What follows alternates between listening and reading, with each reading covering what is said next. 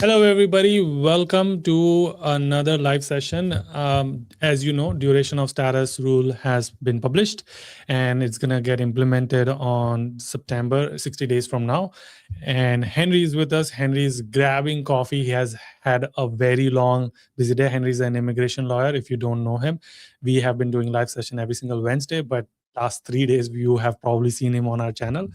And I just wanted to welcome you quickly that we are going to answer any questions you have. There are three quick things that are happening. One is second lottery on H1b. I don't know if you saw the announcement or not. Of course, there's a public charge rule on the green card thing. We're going to talk about that. We'll answer any of the questions that you have. So just stay tuned as he comes back.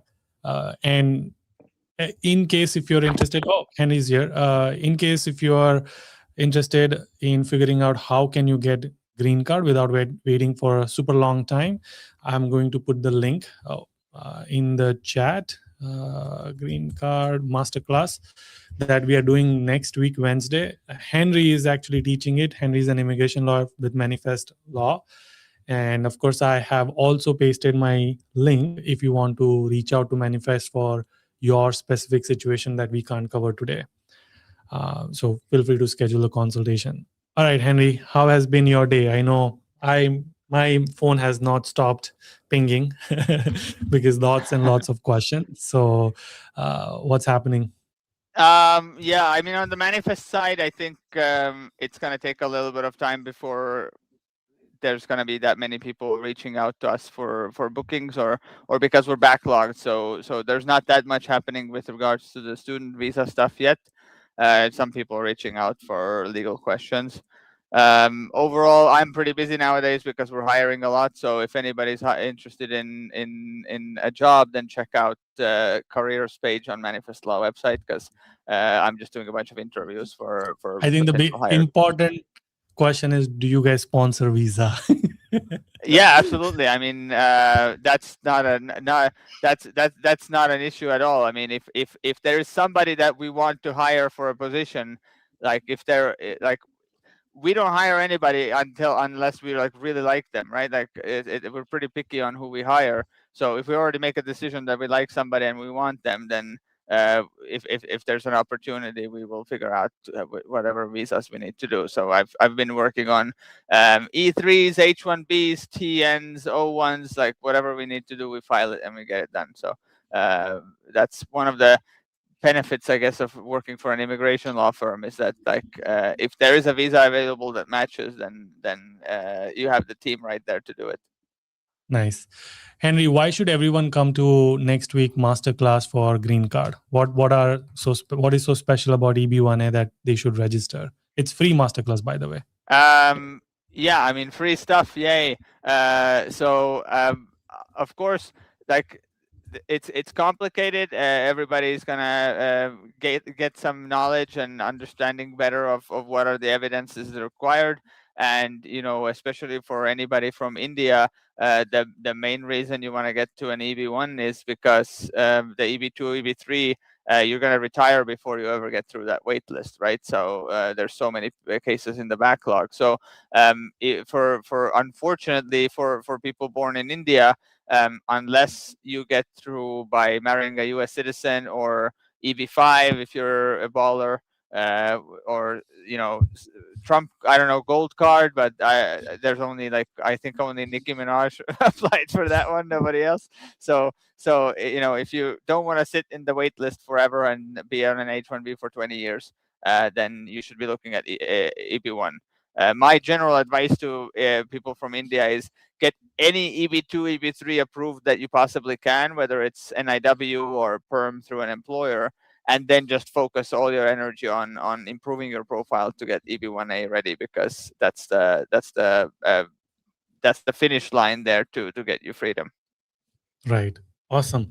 Cool. Again, everybody, we will get into Q&A in just a minute.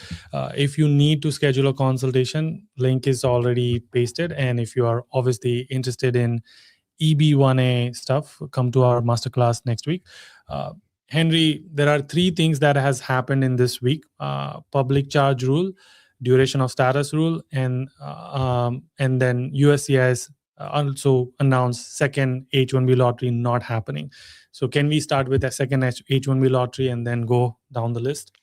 Yeah, so just this morning, USCIS released, like put out the press release basically, that they have received enough petitions for both the regular cap and the master's cap. So that means they are not doing a second round. I don't know how they managed to do it so accurately that that they don't need a second round. I guess this is a question for a data scientist. Maybe somebody can break it down how you can predict so accurately. Because in my mind, how could you possibly pick enough lottery picks and then predict how many of them are going to or not going to file to the point where you don't go over, but you also don't have visa numbers that are left over, right? Like it just doesn't make sense to my lawyer brain. But yeah, apparently they got enough numbers, so they are not doing a second lottery. That means if you were waiting for the second lottery, I think in the next week or two, the H1B registration in the MyUSCIS account for your employer, whoever put you in there, is going to change from submitted to not selected. Once it changed to not selected, it's like final confirmation that nothing else is going to happen. Right. Okay. I guess we can skip public charge rule because I'm already seeing like 10 super chats. So people want to really get answer on how this duration of status rule that got published. Is it published now in Federal Register? Let me double check here. Is it up? Documents.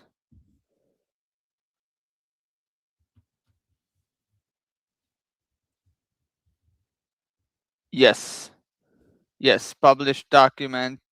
So it was published today, and effective date September 15th, just like I said yesterday. So yeah, the dates we talked about yesterday are now official because it's been published on 17th, which is today. And that means 60 days from today, it will go into effect. One clarification, something that we were discussing yesterday, and we were going back and forth with Yudi. I told a few people that if they finish their program, they can just go to the next level of a program by just getting a new I-20. And now after having more time to double check the language on the regulation, it's clear that even if you don't depart from the United States next year when you're graduating and you decide, oh, I'm going to go for PhD after my master's, for example, then you will still be required to file the 539 for an extension of stay. You will not just be allowed to only get an I-20 and then just switch schools or move up one level in the same university. So that is the thing that we were not clear on that language. But basically, the only thing is the transition period of 244 days. So if you file an OPT application before March, then you don't have to do a 539. But after March, if you apply for OPT, STEM OPT, or if you are reaching the end date of your studies and then you want to go to a different program, then you will be required to file a 539 along with whatever else you need for that program. Yeah. I think one another kind of mindset perspective clarification I want people to have, because I keep getting asked that, will this rule apply to me? Will this rule affect to me? And Henry, you can correct me here, but essentially everybody is affected by this rule. It just depends on where you are in your F1 kind of journey. And the only transition period here we have is March 18, 2027, or whatever that date is, 244 days from today, I think mid-March. Before that, if you apply for STEM OPT or OPT, you don't have to file extension of status. But otherwise, everyone has the effect question is really, what is the effect when everyone asks this question, Henry, that will this affect me? And the effect Yeah, they, I mean, yeah, I think how I read those questions in my mind, what I'm thinking of is not does it affect me? What is the practical thing that I need to know in my scenario? And then you give me your program end date or wherever you are right now, and then I will look at that and say, okay, here's what is sort of the most valuable information that you need to know. But yes, bigger picture, it affects everybody, because anybody who is in student status, you are going to be subject to these limitations in this new rule, except for some of the people who said like, hey, I'm on STEM OPT and I'm already like on cap gap, or I'm just on my last 6 months of STEM OPT or whatever. In that situation, it's like there's not that much that's changed for you, except if you want to go back to school, then you're just going to have to do the extension of stay. But otherwise, you've already gone through most of your F1 status time probably, and so you're mostly in the clear. But yeah, everybody's going to be affected by it. all right, let's get into Q&A. An MBA student, second master's at Westcliff University, graduating in December 2026, moving to DBA upon graduation, having DS on I-94. Does this rule affect moving into DBA? If yes, then by when should I file I-539 with lawyer? Ooh, that's a good one. So my understanding is that there's that 244-day transition period, but I think that was only for OPT and STEM OPT, not for regular switching programs kind of thing. So I think you should be looking at preparing the 539, let's say at least 3 months in advance, right? So as soon as the rule goes into effect September 15, then that should already be the time that you're starting to look into talking to the DBA programs, DSO, and getting all your documents in order. Because what I don't yet know is whether that 539 is going to have premium processing available, right? Because when somebody's changing into F1, we currently have premium processing. But if you are extending the F1, that's going to be a separate category, and we haven't yet received an update from USCIS. So my goal would be, if I was in your shoes, to basically get this filed as soon as USCIS starts accepting this type of cases.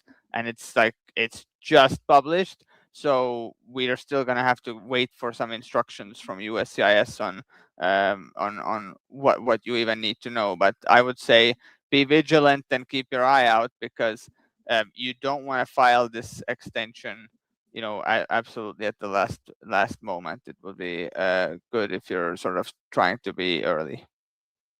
But if I understand the regulation correctly, you will get an automatic extension as long as you file before your current end date. So at the very latest, before you're graduating, you should already be filing that form, and then you get an automatic extension that allows you to keep studying and keep working on campus.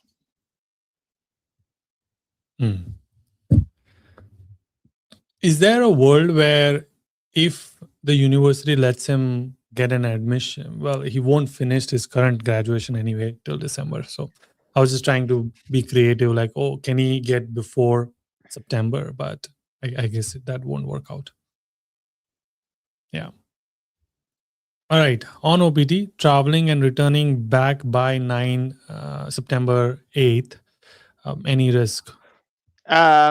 Nothing particular about this regulation, just the general risks that we always mention with traveling.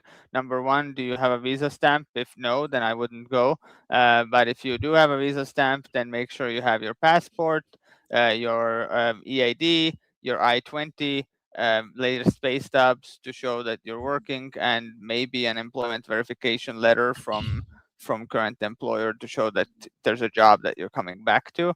And if you are entering on the 8th of September, then you should still be getting the duration of status on your I-94. But as we are learning from this regulation, that's not really going to make much of a difference after March 18th at least. So if you are looking at filing for STEM OPT, if it's an OPT, if it was a STEM degree that you graduated from, then if possible, submit your STEM extension before March 18th. Those are my tips for you. Okay. Came for masters on F1 in 2021, then changed to PhD in 2023. F1 visa has expired. I think she means STEM has expired in August 2026. I-20 program end date is June 2030, but planning to finish PhD in May 2027. Want a job in United States. What changes for me?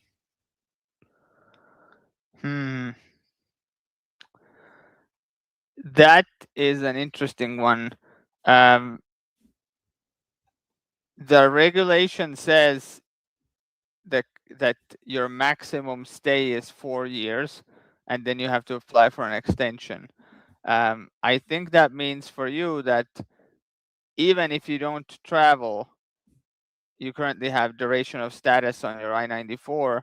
Once you finish the PhD in May of 2027, you'll just need to apply for an extension along with your application for OPT. OPT, or if you can get it in on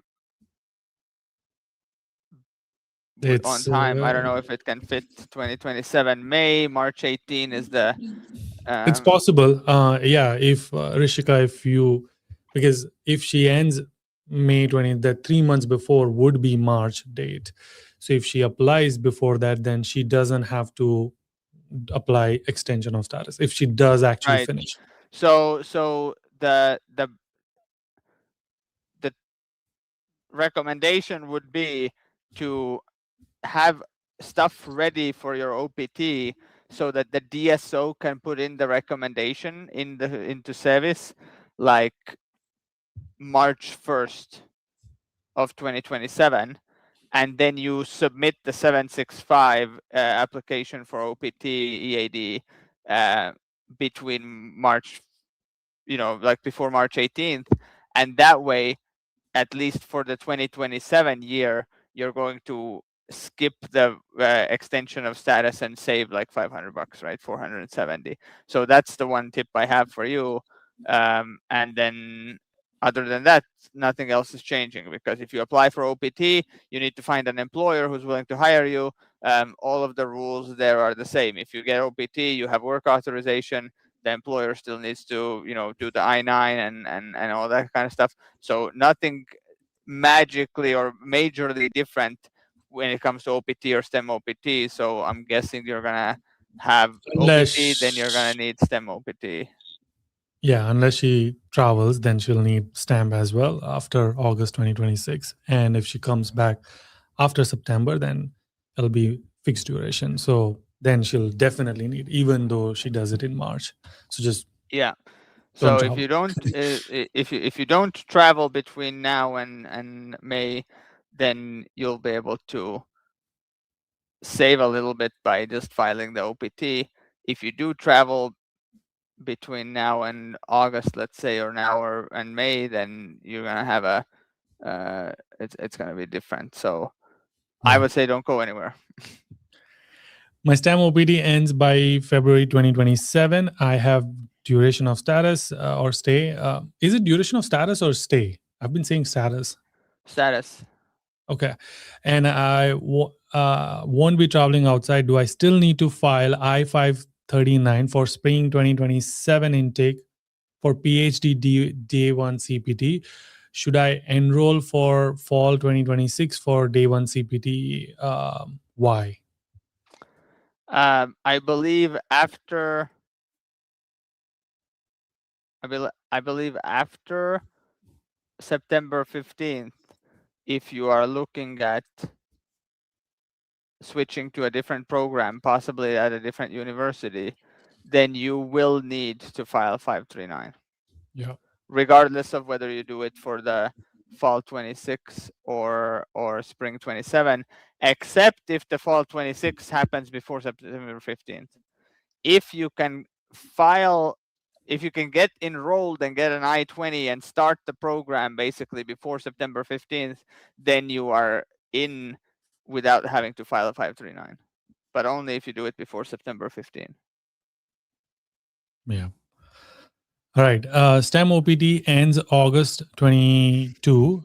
Joining executive masters or executive program, masters or DBA before September 15. Does the new duration of status rule affect me?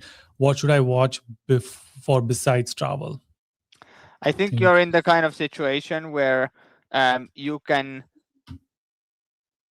start your executive program before September 15th and not have to file any extensions. So in that sense, it doesn't affect you. You're getting in before the new rule comes into effect.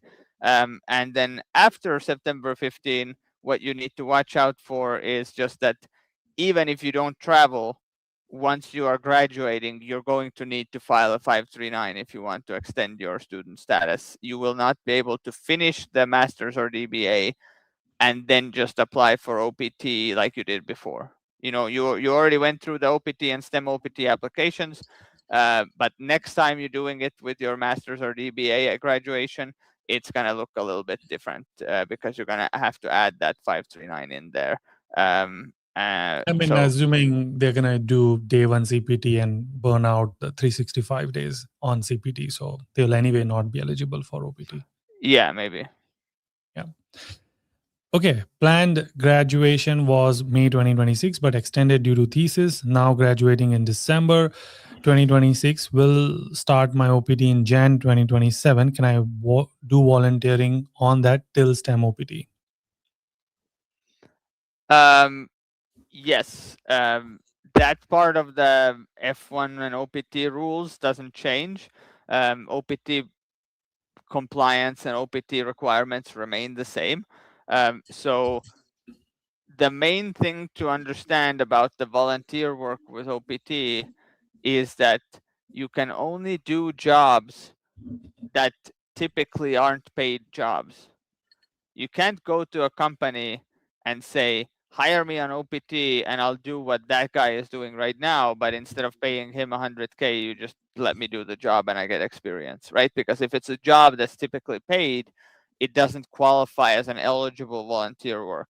But if you're going to a startup and they have some kind of a fellowship role that's like, hey, this is for trainees who just come in, work for a few months on an interesting project and get some experience, and we are just doing this to kind of filter talent that we might want to hire later or whatever, that sounds like a volunteer gig. Or if you work for a nonprofit and they have some kind of, you know, projects or something that volunteer staff are working on, but it cannot be a job that somebody else is doing the same exact thing that you're doing and they're getting paid but you're not. So that is the differentiator there between like unpaid work that's allowed or not allowed. Yep. I'm on STEM OPT. EAD is ending in July 2027. I have planned to travel in September. If my H1b gets picked in March, will I have issues or cap gap will reduce? No, cap gap stays the same. So even if you travel in September, come back and you have a specific date on your I-94, that doesn't stop you from getting cap gap. The regulation says cap gap remains in place. So if you get picked in March and then your employer files the H1B change of status before the deadline, which is probably going to be June 30th, just like it was this year, then you will automatically be authorized to keep working and stay in the United States until that October or later start date of the H1B. My STEM OPT ends Jan 2027. Planning spring 2027 DBA. Okay, not my, it's master's. So he's planning DBA. Could be a CP. doctorate in business administration, I think, DBA. Right. So he's going from master's to DB, master's to doctorate. Should I apply in October, November, and transfer service near January 2027, or must I transfer before 15th September 2026? due to new rules, will I require the I-539 after September 15 to join DBA? My guess would be that it's not possible for you to right this moment do the transfer, because if you were to transfer into the DBA now, you would already automatically turn off your STEM OPT. So you can't actually transfer to the DBA program without losing your STEM OPT. But if it's possible, and if he does it, and he's gonna have day one CPT, he's gonna have some days gap for an employment. But he, like, why would he not be able to? I mean, yes, technically, if the university says, "Hey, do you want to start in the fall instead," or "Hey, do you want to get all the paperwork done, and we'll basically put you in as enrolled with the start date in January or whatever," but it's only possible if you were willing to sacrifice some of the time on your STEM OPT, because they cannot activate your CVIS in the new program without deactivating your STEM OPT I-20. So Yeah. that's why I'm saying, and I'm guessing that they would rather be on STEM OPT than be on CPT and pay tuition, right? So from that perspective, they probably want to maximize their STEM OPT before they switch. Right. But I think in this case, they anyway are planning to do it. It's just 4 months they're going to lose on their STEM OPT, with not, like, they're going to lose that 4 months, but they'll have and not have to file I-539, is the strategy I'm assuming they're applying. Yeah, I don't know what your living costs are or what the costs of the early admissions would be or whatever, but I'm just Right. guessing that's Yeah. probably more expensive to be on the CPT than to max out the STEM OPT. So Hey, if super chat us. What do you mean? Just oh kidding. yeah, of course, yeah, like oh, tuition, whatever. I'm just in one program after another. I'm going to Stanford, paying $80K a year. Don't care. No, yeah. No. Next up, DB5. Here I come. All right. I'm on H4 and plan to file H4 to F1 before uh, my MSIT starts in August 2026. I have an MSIT degree from India, or my master's in IT. Will this new rule affect my change of status or my degree? No, I don't think so. But also, if you're starting in August, what do you mean you're planning to file a COS? Like, just do it. Like today. Like, go on my USCIS and get it filed. Your start date is like a month away, I'm guessing. And you're thinking of, oh, I should probably file. Come on, dude. Just go and get it filed. Even if you pay for premium processing, you're probably gonna end up not getting it done on time. And you know what happens if you file too late with premium processing? They will RFE you and say, well, look at that. You missed your start date. Now give us a new I-20 for the next semester. And then you will lose a whole semester where you're not doing anything. That's actually what happens. I've had situations like this. If you file too close to the start date, then USCIS won't respond until you're already past the start date. And then they say, well, classes are already on and you don't even have F1 yet. So now you're going to have to start next semester, go get a new I-20. And then you have to respond to the RFE with a January start date I-20, and then they will approve you, but only for January start date, right? So you're way cutting it too close. Like, that's the main thing here. You shouldn't even worry about this new rule. You should just worry about leaving this stream right this second and going to get your COS filed to F1. That's what I would do. Yeah. All right. Laid off, F1 STEM OPT, go for H1b or J2. Wife is a doctor. If you actually have an opportunity for H1b, then I would go for that one. Question is, is that realistic for you? Because If you weren't picking in the lottery, then you can only do cap exempt H1Bs right now. But if you did get picked in the lottery, and then the deadline to file the petition is already passed, so I don't know if you made it. Otherwise, I would like H1B more, just because with the J2 you have to specifically apply for an EAD. And I think the EAD is only either 1 year or 2 years at a time. Maybe it was one, but I forget.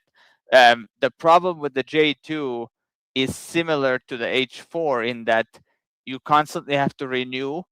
You have to renew the J2 and the EAD, and then there might it's just sort of the mechanics of it is that you might end up with having gaps in your work authorization that's going to start interfering with your ability to keep the same job over a longer period of time. Whereas if you can get on an H1B, then it's a little bit more stable because you can just do 3 years of H1B, then a renewal, and then another 3. Except if you specifically choose to switch employers, then they would file a transfer. So I like H1B more if that's an option. But if that's not an option, then J2 is not bad either, because you could get an EAD. That's the benefit of the J2 would be EAD that's not restricted, right? So you can do whatever you want. You can drive for DoorDash, start, create a new startup, go work for Apple, like 100 different things at the same time, and nobody cares. Whereas with an H1B, you're going to be limited to that one employer, or every employer needs to file an H1B. So that's the annoying part. Okay. Everybody who has given super chat, I appreciate it. Just hold on. If we are not able to, I'm going through chronological order, and we're going to try to answer all the questions possible. But I just recommend don't do any more super chat, because I think we have enough, and we're going to run out of time, and I don't want you to spend money unnecessarily. So we're going to try to get it. I see everybody's questions. It's just too many people right now. So I'm going to try to shorten my answers. Let's go. Yes. Yeah, let's do that. Okay. I'm currently on STEM OPT, which expires in June 12th, 2027, and I want to travel to India this December. What issues would I have with the recent changes for duration of status? And I'm a full-time employee. I mean, as long as you have a visa stamp and your EAD, and I-20 and everything, then you're not gonna see any big difference, because whatever you choose to do after STEM OPT will require some kind of a filing with USCIS anyway. So if you need to travel, as long as you have a visa stamp, then I would say don't worry about it and go travel. If you come back, they will put your I-94 expiration date as maybe July 12th, because they should give you like 30 days after the STEM OPT.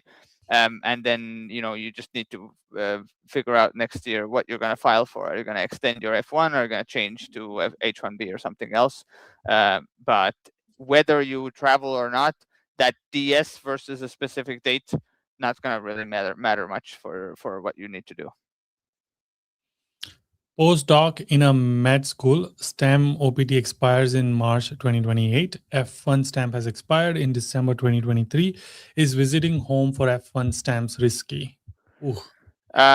Yes, I would say it is risky, because we had some people here who, were middle of program and got rejected, for example, when they went for stamping. So depends on your specific record, of course, like what country consulate you're going to be applying in, and what are your home ties, right? Like if you've been in the United States, for example, for undergraduate and then med school, and then, doing postdoc, residency, whatever programs, your U.S. immigration history is already so long that it starts to negatively impact your ability to show home ties, right? So I would say it is kind of risky, and I would prefer in your situation to not travel until you've obtained some other type of status, like an H1B, and then go.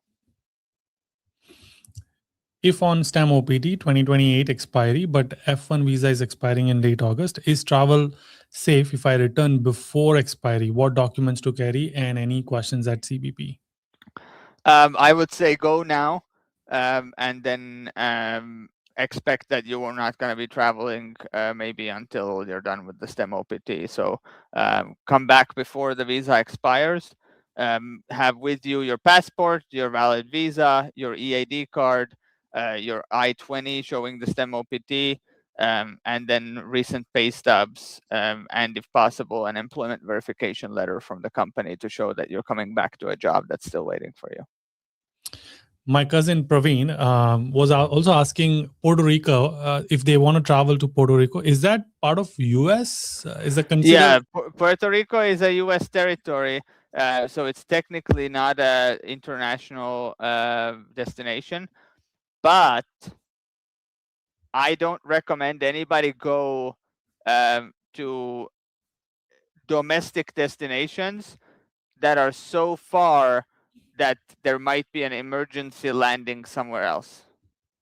Because I mean, it's not like super likely that something like this would happen, but basically imagine this: if the flight is to Puerto Rico, if there's any issue, like the plane is having technical issues or somebody misbehaves on the plane or whatever, then they might end up being like, oh, we're going to divert to, and then they like go and land in like a Caribbean island in a different country, and then they have to do like passport checks and stuff to everybody when they come back.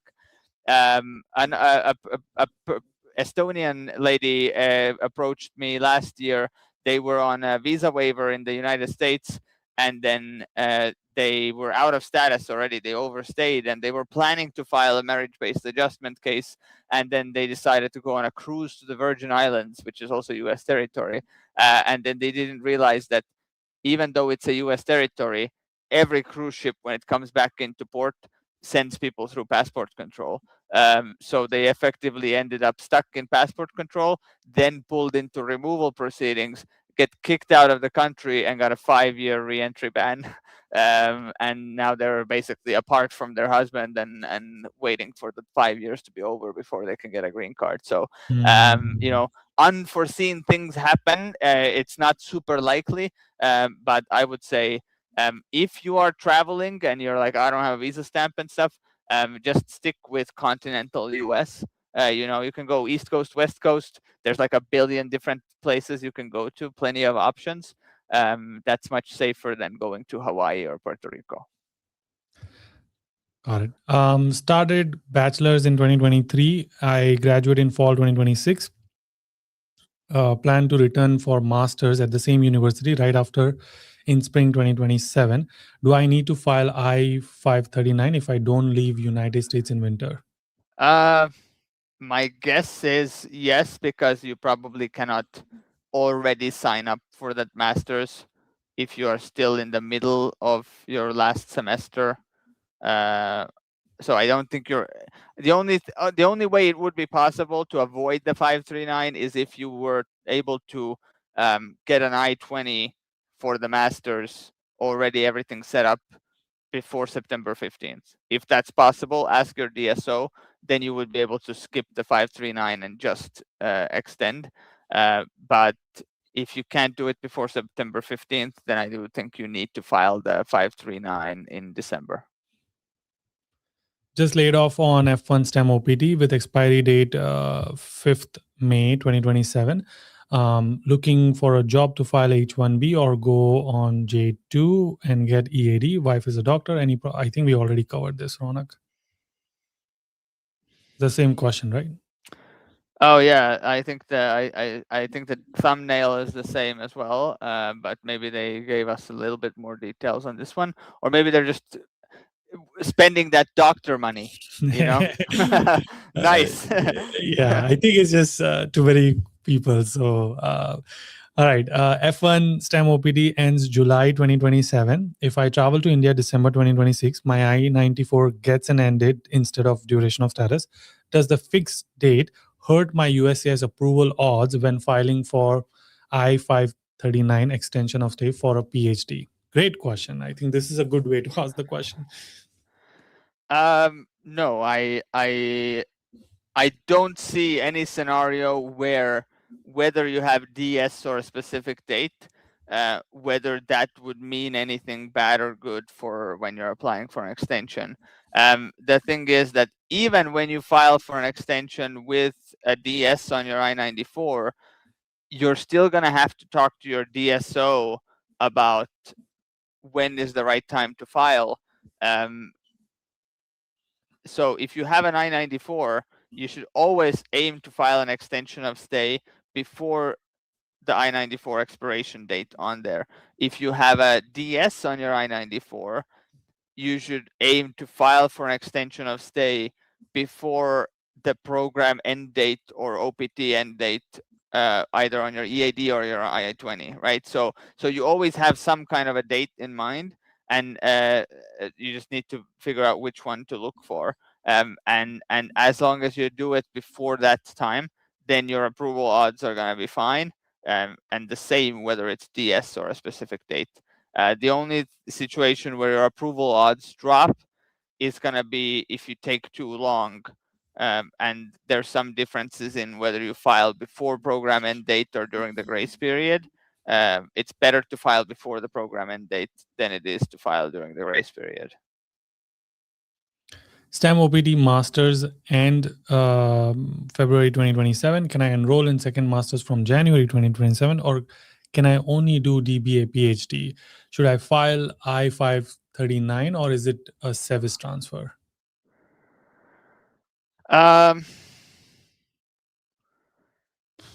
It's going to be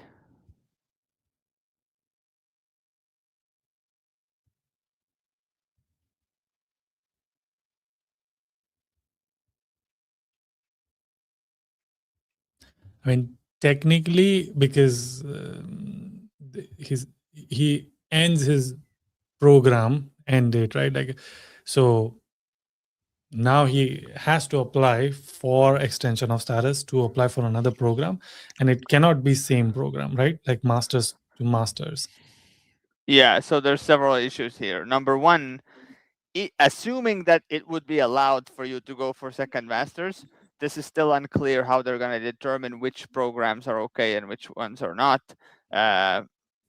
But like, if it's all, is it also an MS or is it like a MBA or what? Like, maybe they're gonna make an exception and say you can go from MS to like MBA, or maybe they're gonna just say no. That's still unclear because it's not very specific in the regulation. So assuming that you are allowed to go for that second masters, then I think you could start with a service transfer in January, but you'd still have to file an I-539 before February 2027 when the OPT, because that's going to be your sort of F1 end date, right? So you can switch into the masters, but then you're probably still going to have to file the 539. You just have the option of filing that after you already start the program instead of before you even enroll, I think. You can do that. But the second master's question, that's something that I think the only thing is going to be, we're going to have to see in the next few months what we see from DSOs and USCIS, because it's really unclear how restrictive. I mean, are you saying second masters in terms of objective? Because like if I did masters in computer science, I cannot do masters in AI. I mean, I don't know. I guess that's the objective part where you're talking about. But I'm assuming we cannot do masters to masters. What you are saying is masters and MBA. Is that correct? Yeah, like again, like this is just a prediction that could go differently, right? Like I've been wrong with several predictions here on this stream before. Like the H1b, I thought it was going to be second lottery, but there's not. So when I read the regulation and it says, that you can have there's limits to having multiple degrees in the same on the same level, but you can do it when there's different academic objectives, or whatever the term was. I forgot what's the exact term.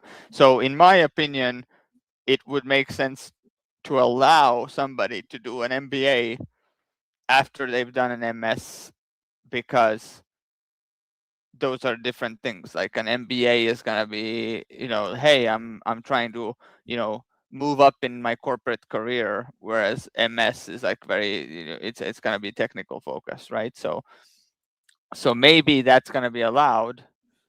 But if you need to make a decision, the safest bet would be then it's gonna be safer if you just pick a DBA or a PhD, because I don't know when that answer is gonna become so clear that you can go in confidently, right? So it could be that you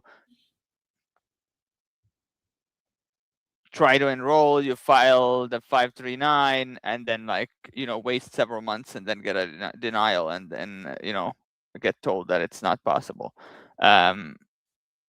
Okay. I'm on STEM OPT till July 2027. I travel to India in December. Do I need to file extension in case my H1b doesn't get picked next year? How early should I apply for PhD program? Okay. OPT expiring July 2027. I mean, regardless, you'll have to file. If you go in December and you come back, assuming you have a valid visa, then there's no need for you to file an extension until July. But in July, whether you travel or not, you're going to have to file for something. Even if you don't travel, if you want to end your OPT, STEM OPT in July and then start a PhD, you will be required to file a 539. And if you travel, you will still be required to do the same exact thing. So no difference there for you whatsoever. The only thing is make sure you have all your documents when you're traveling, so that you get back in safely.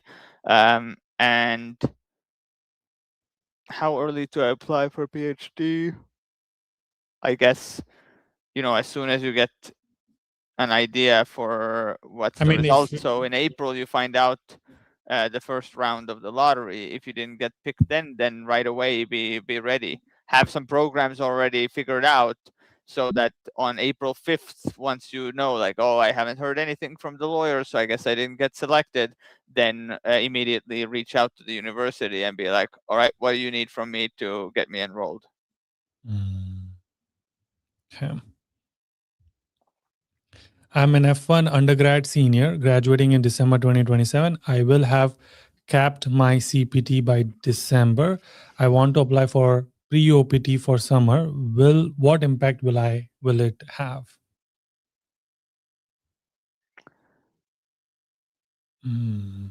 Graduating in December 2027.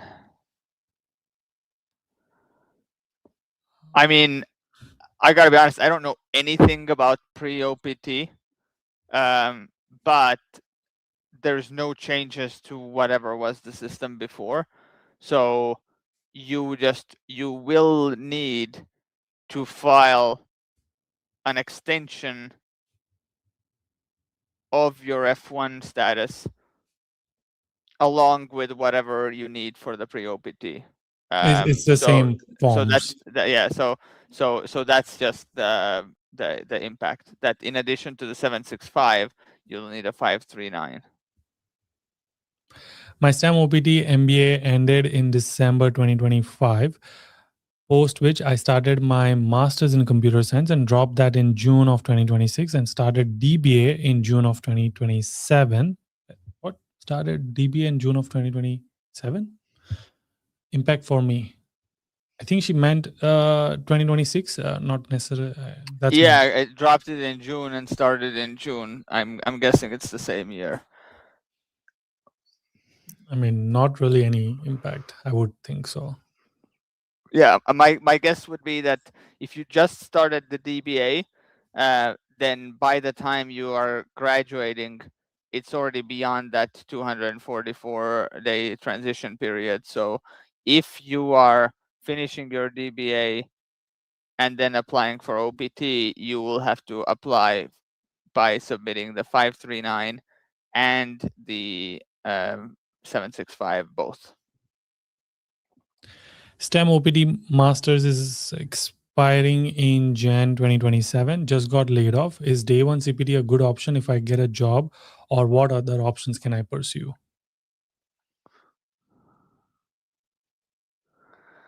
I mean, number one, I don't know how many unemployed days you have from your OPT and STEM OPT, but if you haven't used up 150 days of unemployment, then you basically still have time to find a different job and use up your STEM OPT without having to file anything else, right? So that would be the number one choice for you, so that you get back to earning a paycheck and use up the OPT while you figure out what's your next step, right?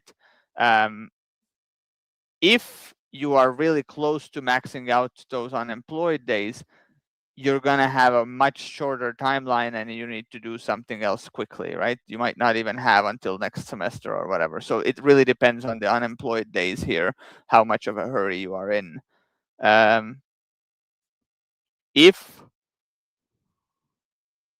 If you haven't been picked in this, H1b lottery, which I'm guess you didn't because you're not mentioning it, then do an evaluation with Manifest for O1 to see what your chances are for O1, and then think about cap exempt H1B. I don't know what type of work you're in, but if you could find a hospital, nonprofit or public hospital or university that wants to hire you for something, they could do an H1B for you, even if you didn't get picked in the lottery. And then day one CPT would be sort of my third choice from those items, because you have to pay tuition just to maintain status. So I look at it as like a tax on being able to stay here. So that I don't like it. Okay. Guys, I also put a link, and already link is pinned if you need to consult Manifest. Henry, can we do quick fire rounds, because there's still probably 20 super chat and I want to get to them. Oh, damn. All right.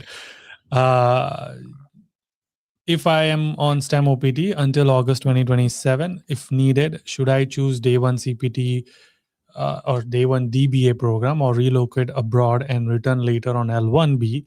Based on this duration of status, what is the best move? I mean, I don't see any reason why you need to make a big life choice right now based on this regulation. That doesn't seem to have a huge impact on your life right this second. You have a year left on your STEM OPT, and during that 1 year, you see how things go. And if you have an employer who is willing to send you abroad and bring you back on an L, that's a great option if you can't get H1B. But you still have one lottery next year, so use that. I like the length of the answer, so let's keep it this way. I've completed masters in 2024, and in STEM OPT, I have last H1, and in STEM OPT, and have last H1B. If I plan of doing day one CPT in 2027 for second masters in MBA, am I allowed with the clause as grandfathered clause?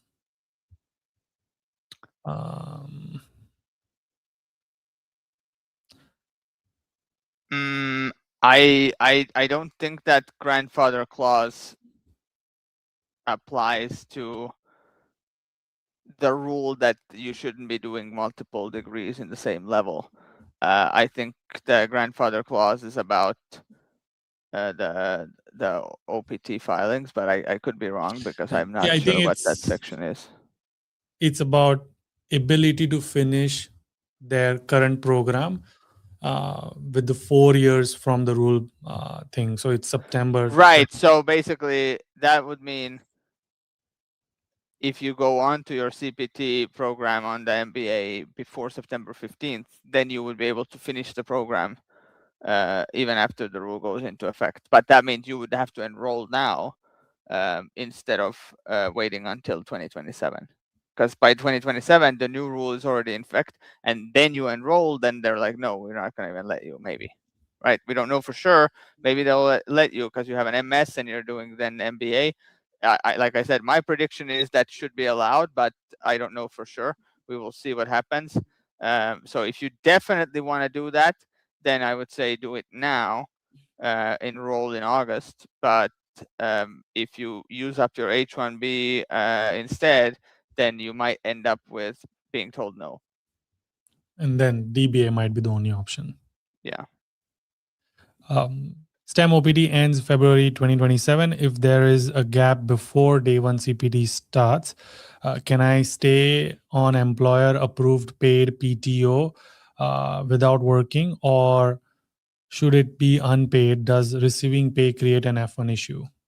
I wouldn't want to get paid if you are past the OPT date. If there's a gap, um, different employers do it differently, but in some companies, if you have any accrued PTO, they have to pay it out when you leave or quit, right? So it would be better for you to get paid all of that just as the OPT is and STEM OPT is ending, rather than stagger it over next several weeks, because it could raise red flags later from USCIS when you're applying for an extension. They would be like, prove to us that that was not work, and then you're gonna have to, gather a bunch of evidence to convince them that it was just a PTO balance that you were getting paid for. Yeah, go ahead. Next. I'm on STEM OPT until April 2027. If I enroll in day one CPT PhD to keep working, how hard is the admission? And what future H1b? What to enroll for PhD? Fall 2026 or Jan 2027? So this is a hot take. You're hearing it first, whatever. If you are enrolling in day one CPT in 2027, then you're going to have to file for an extension, and USCIS is going to start looking at these CPT things, and I think they're going to be, more strict about it, because right now, people have been able to go into a CPT program without really having to ask USCIS anything, and it's only after the fact that USCIS comes back and says, prove to us that this was like a job was relevant to the academic program and things like that. Now, if you're applying for an extension, they're going to be RFEing you that kind of stuff ahead of time. So it's going to be, I think it's going to get more difficult to get into a CPT program, because you're going to file the 539 and they're going to ask you a lot of questions about, like, what's the program, where are you working, how are these related, show us what's the objectives of this program, all of these kind of things that right now people are just kind of signing up for the program and then figuring out stuff later. Now you're going to have to prove all of that ahead of time in order to even get an approval. So I think admission to CPT programs is going to get harder, just because if there's a 539, USCIS is going to ask a lot of questions.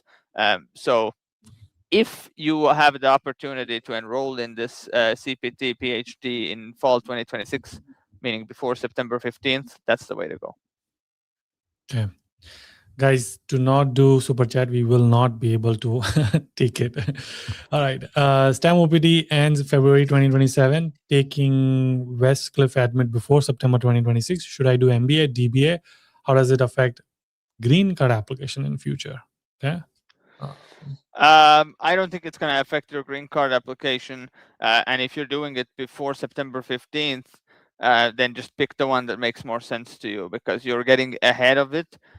So you're not going to get punished if you pick one or the other. So even if it's your second master's, if the MBA has better terms, I would go with the MBA. If the DBA is like going to take you, I don't know, 5 years to complete and insane amount of money every year, then just do the MBA. But if you're actually interested in the DBA, then pick that. But don't worry about this rule. As long as you can do it before September 15th, just pick what makes more sense to you. Mine masters will be done 2026 in December, and now I have a summer break. So if I go to India right now and come back before August 22nd, is it any problem? No, as long as you have a visa stamp, I think you're fine. Just to make sure that you have your visa stamp, valid passport, I-20, and then, whether you travel or not, after you graduate, you're going to be having to file something. Oh, the one thing that will be different, I guess, is that if you go now and then... No, he's going to come back before August 22nd. So it should Oh, be okay. So it's still going to be DS, and that means you can still file for OPT after graduation. without having to file the 539. So you're good. Well, unless he graduates May 2027. If he graduates after that, like he's gonna. But wasn't it December 26? Right. So if it's he's graduating. So That's if he's graduating in December, he's still in that transition period where he can right. just file the Then 765. yes, you're right. Yep.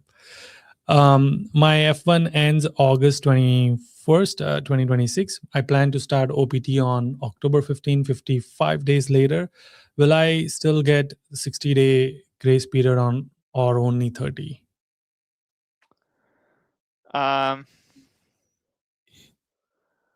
If she doesn't travel.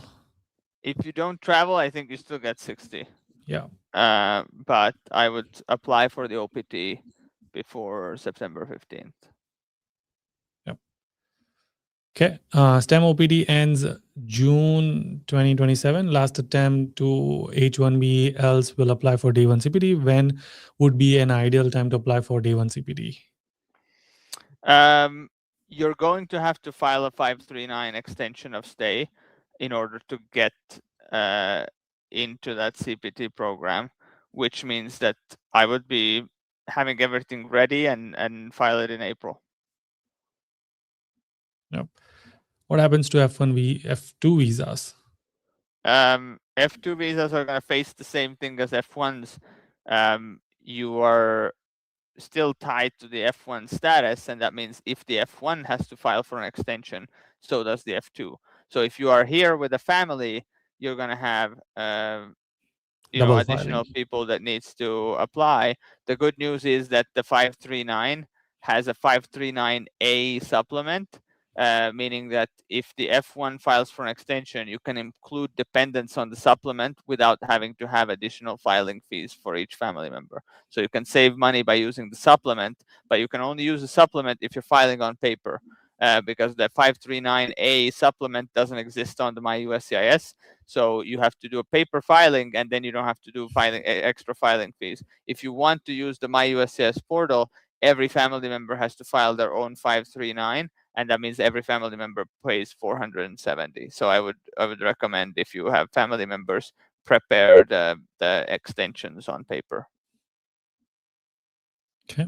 A master student on F1 CPT, and my I-20 program end date is March 31, 2027.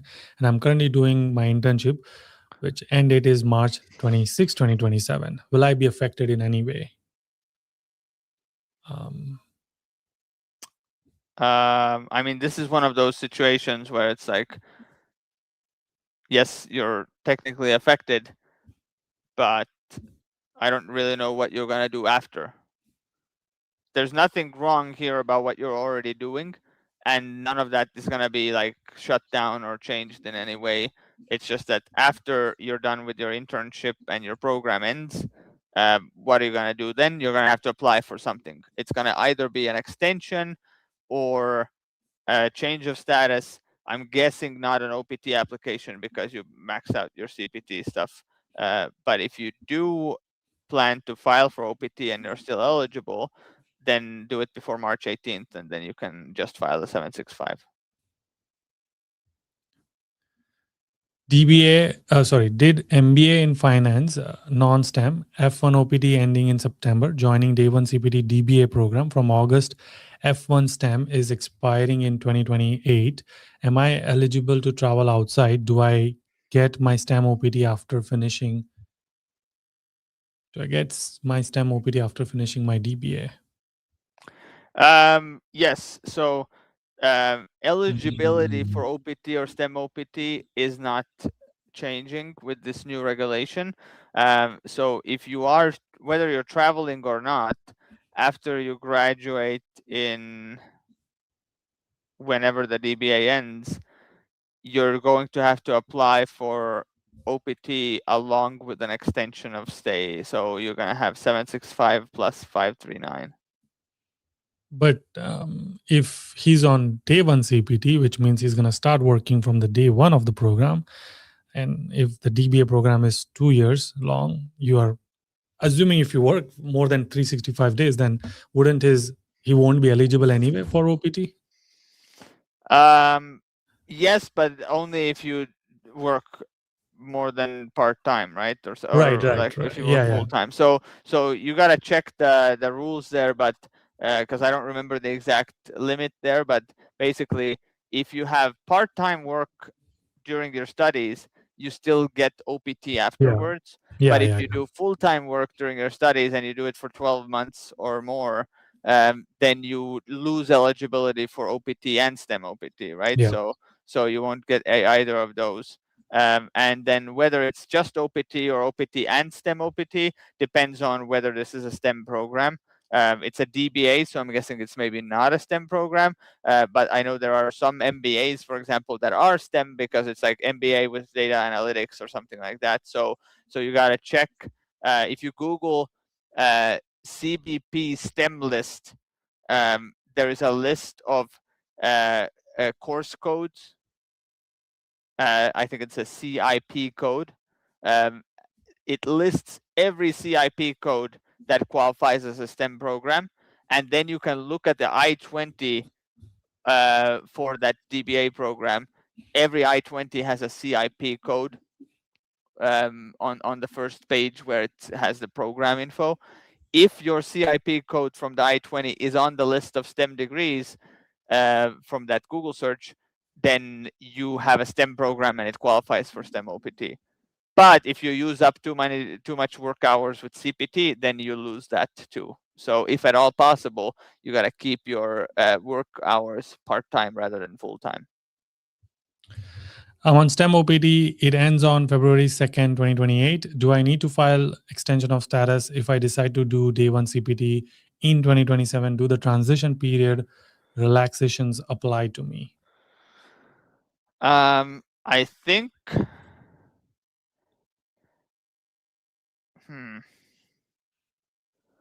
Yeah, Well, this is a weird one because you're technically authorized already until February 2028. But I think you're still gonna have to do an extension. yeah, because his program is ending, and anybody whose program is ending, yeah, they have to do it after. Yep. I'm currently on STEM OPT and it expires July 2027. Planning to travel in November 2020. That was last year, dude. Time travel, nice. Return back by December first week. Will this rule affect me? Not really. Like, I mean, it's I gonna be mean, this. whether you travel or not, after your STEM OPT expires in July of next year, you will need to apply for something, and there's no difference in what you need to apply. Basically, it's going to be either an extension or a change of status. So no difference there. Just yeah, I don't no difference. Can this rule be challenged by other parties, or basically, will there be a lawsuit? I mean, there might be a lawsuit, but at least from what I've seen so far, I don't see any reason why there would be or how that would like what is the legal basis of the lawsuit, right? So before like the 70s, the same rules that they basically put in place now basically were in place. There used to be that every F1 student had a specific end date on the I-94, and I think it was somewhere in the 70s that they changed the regulations and introduced that duration of status framework. Now they're just basically saying we're going to go back to that specific dates because it allows us to do more background checks and make sure everybody complies. Um, it's not like, sometimes the government tries to do something with an executive order or something like that, and it's like, hey, president doesn't even have authority for this. In this case, DHS does have authority to create these regulations. So at least, from what I've seen so far, I don't know what would be the basis of that lawsuit, right? Like what are they doing that you think is wrong? Because you can sue for pretty much anything in this country, but are you going to win? It's like, what is your argument that this is illegal? Is it just like, I don't like it? And then it's like, that's not a valid reason for the court to strike it down.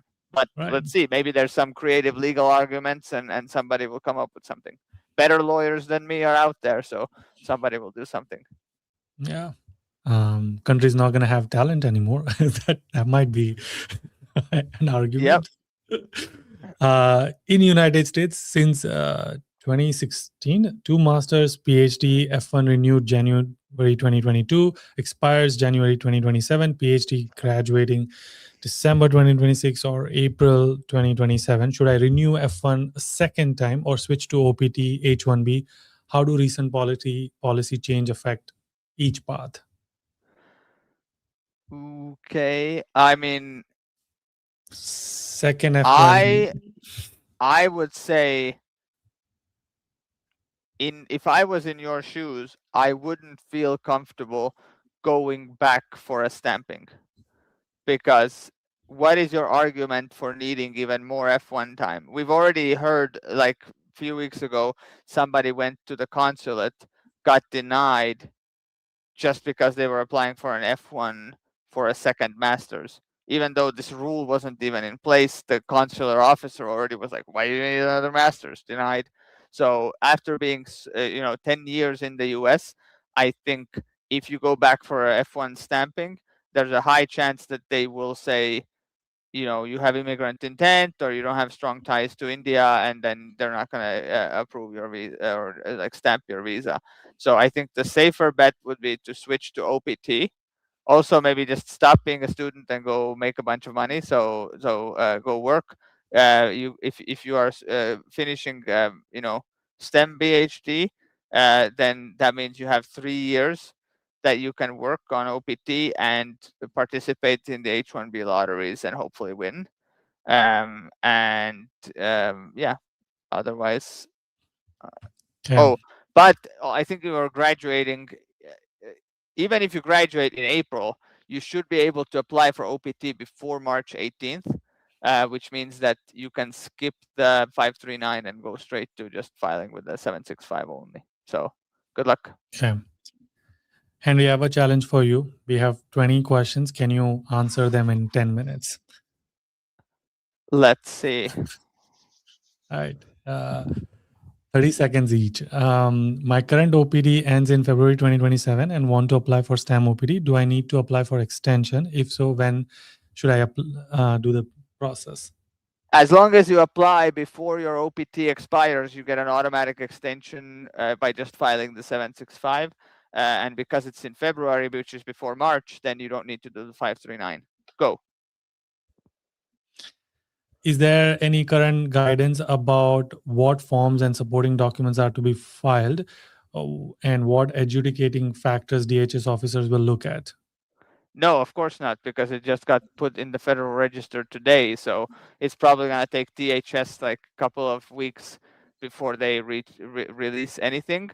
But my guess is, like, if you look at the current applications for a change of status to F1, then an extension of F1 is going to be pretty much the same thing.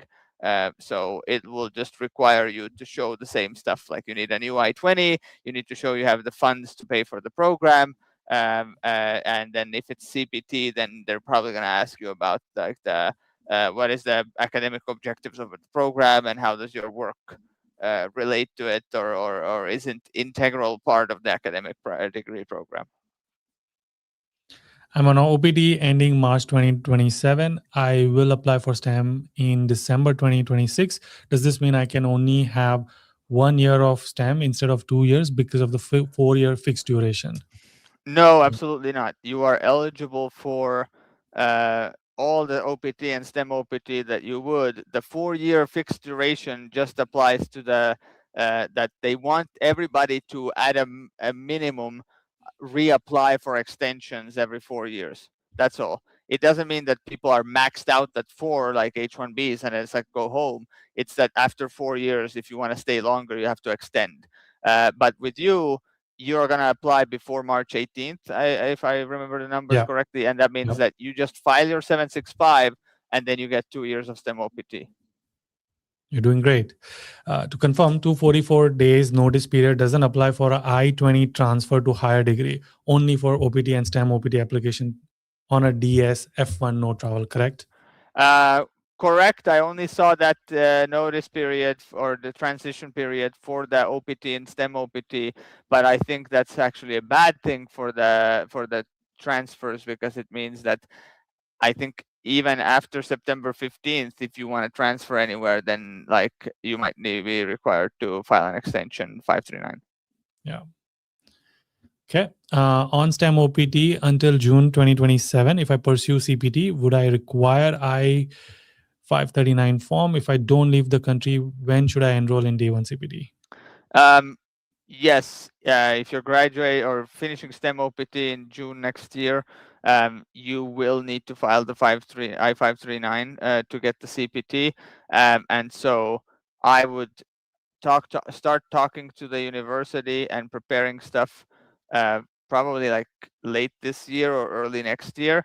Usually the earliest you can apply for an extension or a change is 180 days before you need it. So if you can already file that extension in like February or March, you would give yourself the maximum amount of time to see how it goes, because I would expect an RFE when you are applying for a CPT program. So give yourself the maximum amount of time you can, so that if there is an RFE, you have time to respond to it and you don't miss the start date of the program. Okay.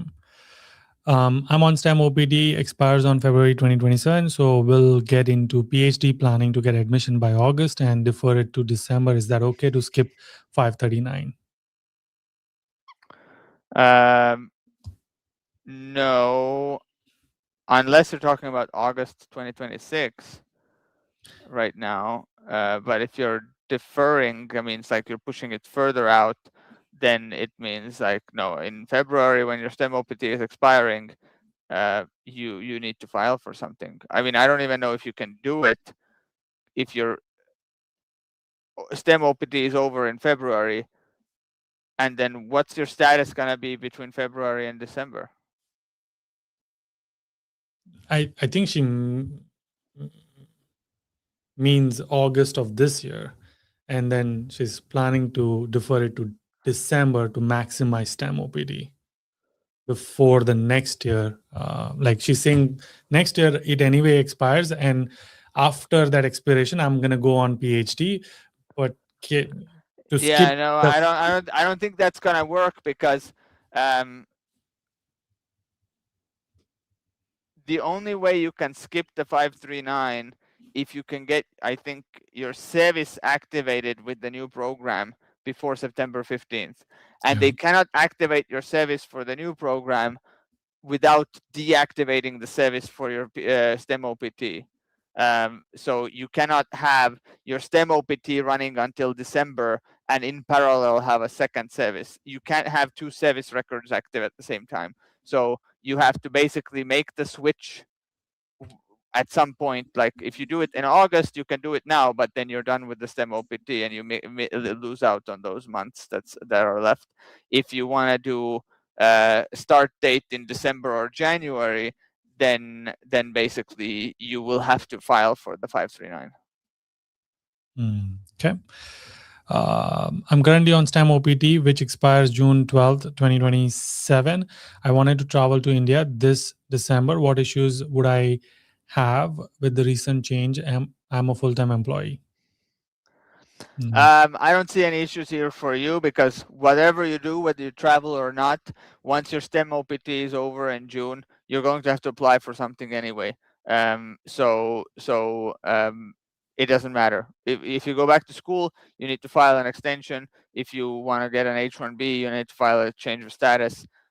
So the only thing is, if you're traveling, go in December, have your valid visa, your I-20, your EID, pay stubs, and employment verification letter if you can, and then you should be fine. You're just gonna come back and get a specific date on your I-94, but it doesn't really matter. Okay. New grad, 2 years masters with duration of status, will apply OPT on time before graduation. If I don't have a job at start, any problem in I-539 EAD, how long I can work? I I mean, I guess that remains to be seen what USCIS is going to start doing with those cases, because we don't know in advance. Right now, people are applying for OPT when they don't even have a job lined up. And then while the application is pending, then they try to look for work. I mean, it could happen that USCIS starts sending RFEs to say, hey, you're applying for OPT, but do you even have any offers?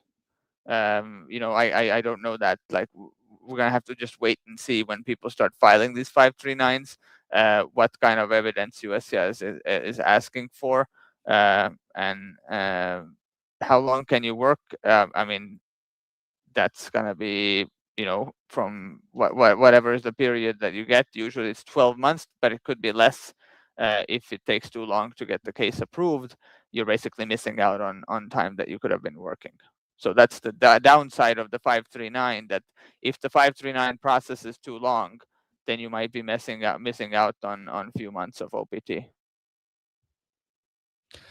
Bachelor STEM OPT ends June 2027, starting Masters fall 2026, service transfers August. Okay.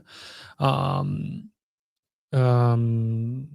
that was June 27, not 2027, I'm assuming. Starting Masters fall 20, F1 expired, going to India December to renew it. Biggest risk, watch outs. Ooh, okay. I mean, the biggest risk is also the one that we don't really know what else to say, except that, like, you're going for a visa stamping, and that's risky, right? Like, with the news out there about how many people are getting denials, the longer you've been in the US, since your bachelor's, like whether you were living here with your parents already, on when they were working, maybe on H1b or something, but if you came for a bachelor's and then you're now starting master's, maybe like, hopefully you have strong home ties, you can show that your family is active. Maybe I mean, get married in India, then go for the stamping and say, I'm leaving my wife in India, then that's going to improve your chances of getting stamped. I don't know.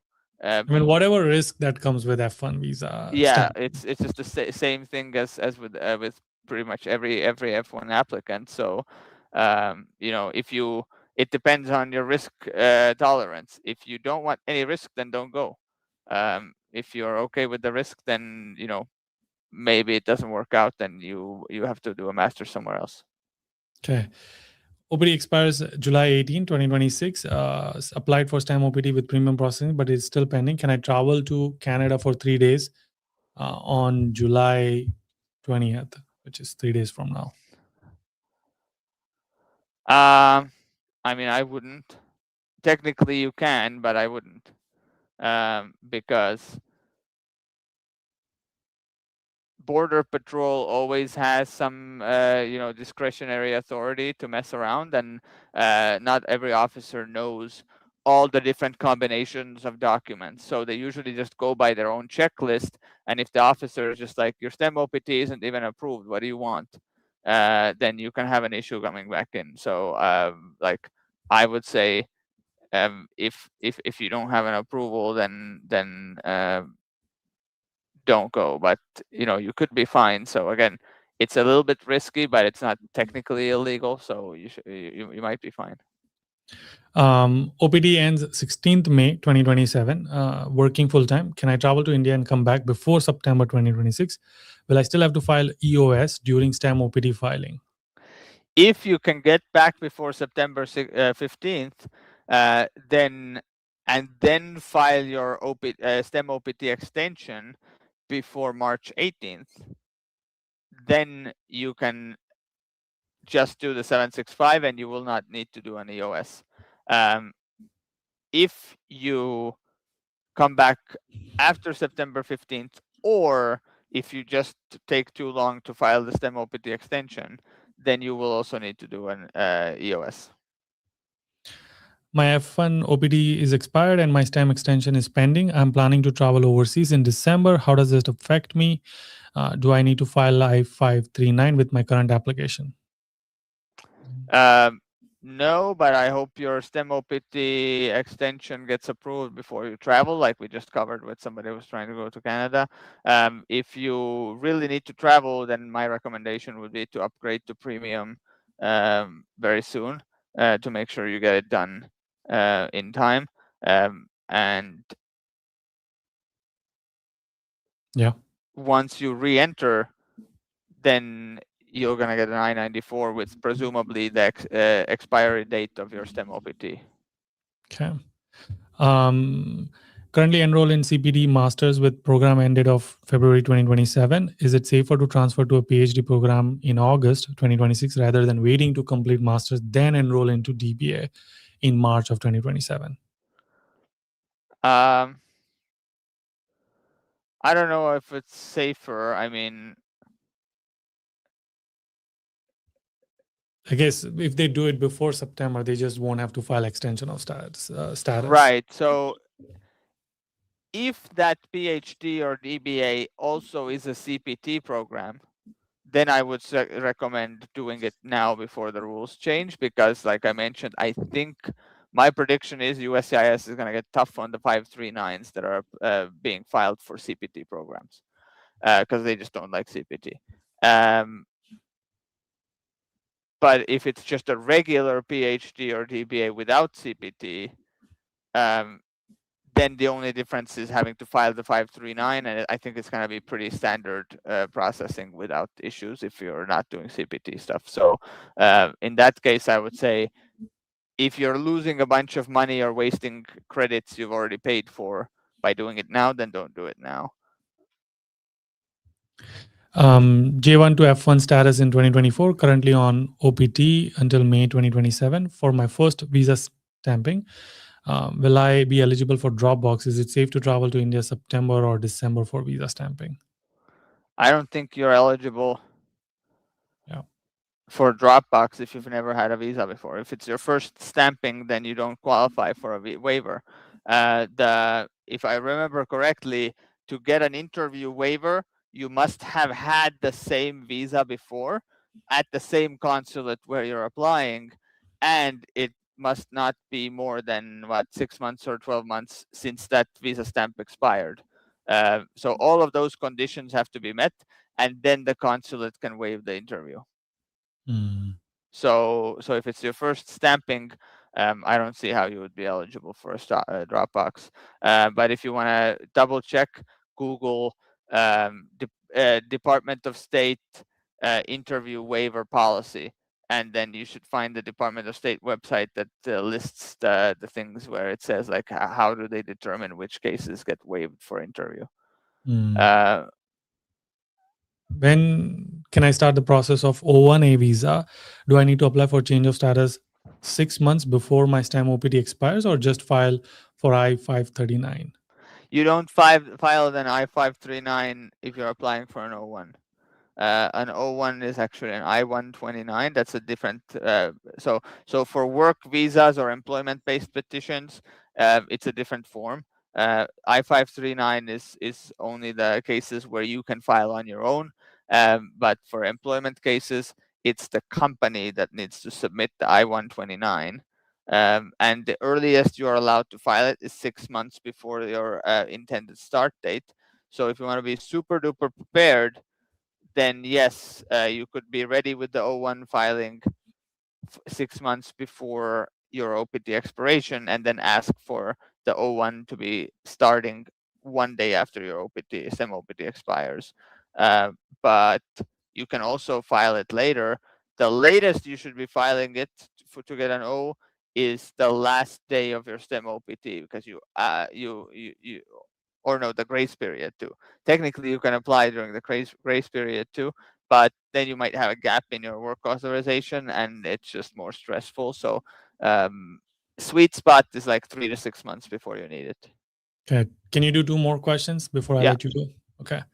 I entered United States, January 2024. I'm eligible to apply for STEM OPT for September 25th, 2026. Will the STEM OPT be given for 12 months, only considering 4-year thing? No, you don't get shortened on the STEM OPT. If you are applying now, you automatically get an extension as long as you file before your current OPT expires. And then once they do approve it, it'll be a 2-year STEM OPT extension. Okay. STEM OPT ended July 12, 2026. I enrolled in day 1 CPT, second master starting August 2029. Completed my service transfer out, but haven't received my I-20. Should I switch to PhD? Is I-539 needed? No, you're not obligated right now to file a 539. And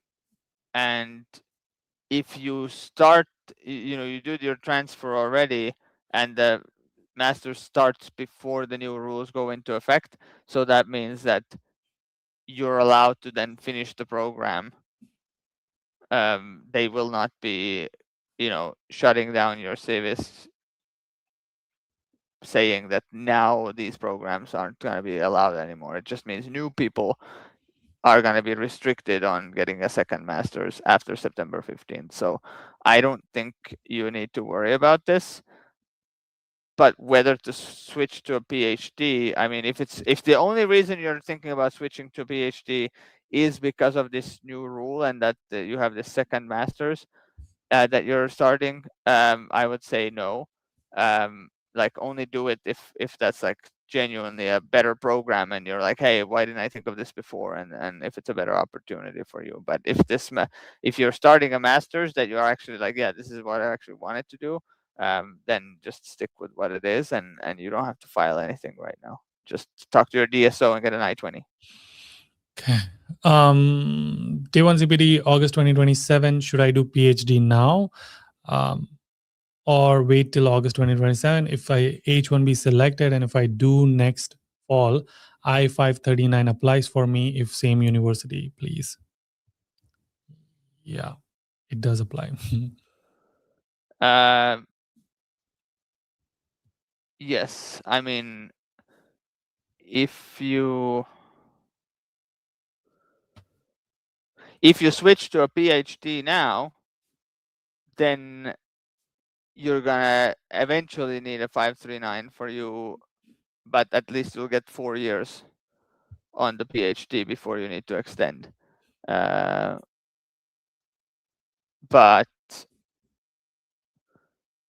I Yeah, don't if know. you wait until There's several things here where it's like, should I do a PhD now? Why? I mean, I don't know. If you want to do a PhD, do a PhD, but just because of this rule right now, like you're already in the CPT program, so you could just finish the CPT until August of next year, and then hopefully switch to an H1b, and then you don't have to do a PhD if you don't want to do a PhD, right? So, but if you complete the CPT program right now until August, and then you don't get selected in the H1b, then you could apply for the PhD at that point along with the 539.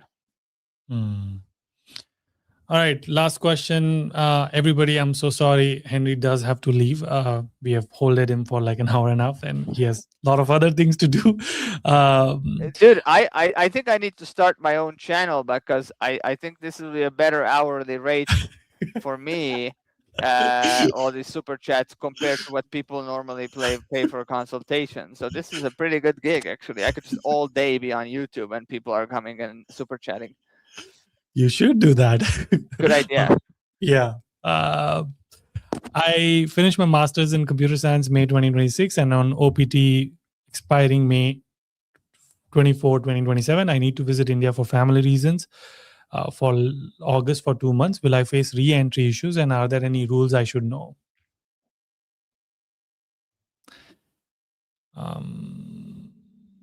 So the biggest OPT. Okay, so you're still on OPT. The big question is, do you have a valid visa stamp? If you're gonna go in August and stay for 2 months, you will be coming back when the rule is already in effect.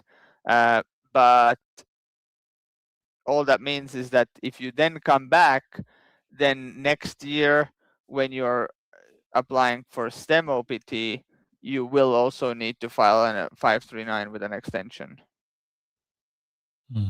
So if you travel, come back after September 15, and then next year you need an extension of your OPT, you will need to file a 539 along with the 765 to get the STEM OPT. Other than that, just general travel stuff, right? Like make sure you have your EAD, passport, visa stamp, pay stubs, employment verification letter.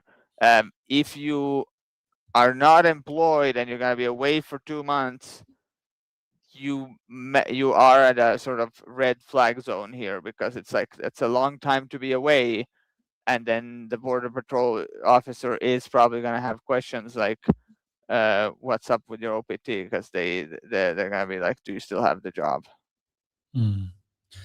I promise this is the last question. If my daughter, who's currently on F2, applies for F2 to F1 change of status within US before September 15, will she receive duration of status or a fixed end of stay? Unclear at this point, because USCIS has not released specific guidance on this. My guess would be if the case gets filed before September 15th, they might get still the DS, but honestly, it doesn't matter, because you're not telling us anything more about what she's doing. It looks like maybe she's just starting a degree program, and that means like by the time she's done with the degree or needs OPT, whether she has DS or a specific date, she would need to file an extension anyway. So it doesn't really make a big difference materially to like how it's going to impact her F1 status or what she needs to file in the future to maintain it. Yeah.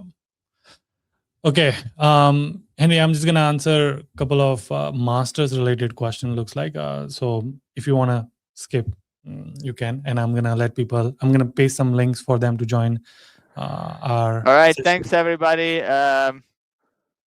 Thanks for all the super chats. UD is gonna go buy a third house, and I'll talk to you guys next week. Yes, green card green EB1A masterclass is gonna be taught by Henry next week. So I'm just putting the link, and also yeah, Henry, you can go. I'll just do the quick announcements. Bye-bye. All right. So I just want to let you know EB1A. Sorry, if not EB1A, but if you want to do consultation with Manifest, again, I've posted the link already. If you want to get your profile evaluated, also the link is in the descriptions, etc. So go ahead and do that, and you should be good to go. All right. Everybody else, I know I missed the question. I know that Henry had to go, so we could not cover all the question. So I know you're saying we missed the question. We missed the question. Again, we just ran out of time. I can try to answer. I don't know why my video is kind of getting stuck. I can try to answer the question, but please no, I'm not an immigration lawyer. Of course, I've read the rule. I've been with Henry for more than 5 hours on this topic now. So I'll try to answer and give you my perspective. It's not an immigration advice at all. So here we go. If I travel before, after September 15, how is my port of entry going to affect visa and EAD? Okay. Port of entry, probably the same. There's no impact of this rule. Need I-59. Yes, you will need that form I-539 for extension. I'm going to not try to explain and go into the immigration territory. I don't know why okay, this is better. Here we go. If for anyone graduating past May 2027, traveling or not traveling, does it matter, right? That is exactly right. Past May 2027, if you travel, so there's a caveat over here. Let's say if you travel, I am seeing my videos. Sorry, I'm trying to fix my video. Let me see if I can go. Okay, this is better. um, okay, so the quick caveat over here is if you graduate past May 2027, like May 2027, then if you want to apply for OPT and not want to file extension of status, and if you don't, that is only possible if you don't travel post September 15th. So that's the thing. On STEM OPT ending July 2026. CPD start August 2027. Yeah, you don't need to file. You're good to go. Before September 15, you're gonna be fine. My visa expired in July 2026, but my duration of status status till May 2027. I'm graduating December 2026 and will work on OPT from Jan. I'm planning to go for visa renewal in August. Affect me technically not any effect as long as you're gonna. I mean, regardless if you come back before September 15 or not. I think the biggest risk is going to be the visa interview that you're going to be giving. But this rule does not impact the visa interview process. Whatever risk that people have when they go for visa renewal, which is the visa interview process, those are the risks that you will probably go. If you can afford, I would talk to ex-visa officers, get a consultation with them so that you can build your story properly. If you need help, just reach out to me on contact@udej.com. That is how. So this is my email. If you have any questions, you would like to get in touch with A1CPT, Manifest, lawyers, just this is the email. Just reach out and we will. I will try to get you in touch with hopefully whoever you need to.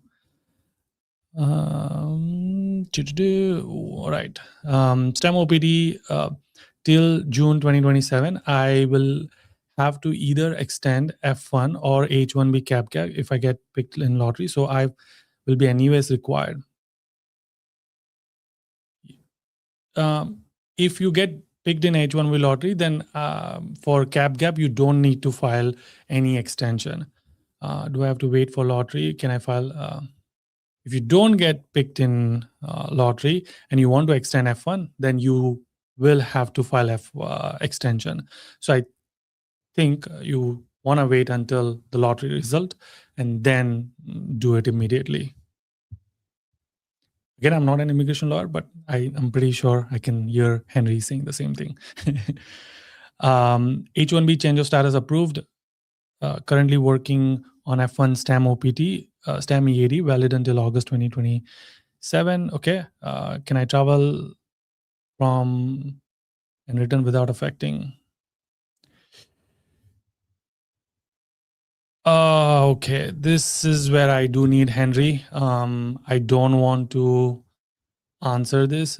Slightly risky because technically it's fine, but I would assume what Henry would say is like, just don't travel during this time.